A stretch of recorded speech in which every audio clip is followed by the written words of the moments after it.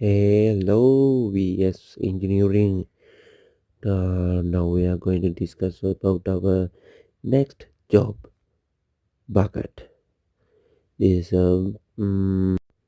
this is a AC outdoor unit leakage repair. In here, we detected where the leakage positions. They were in the condenser bends. After pressuring nitrogen, we detected what are the plates and we confirmed it using soap test and our detectors.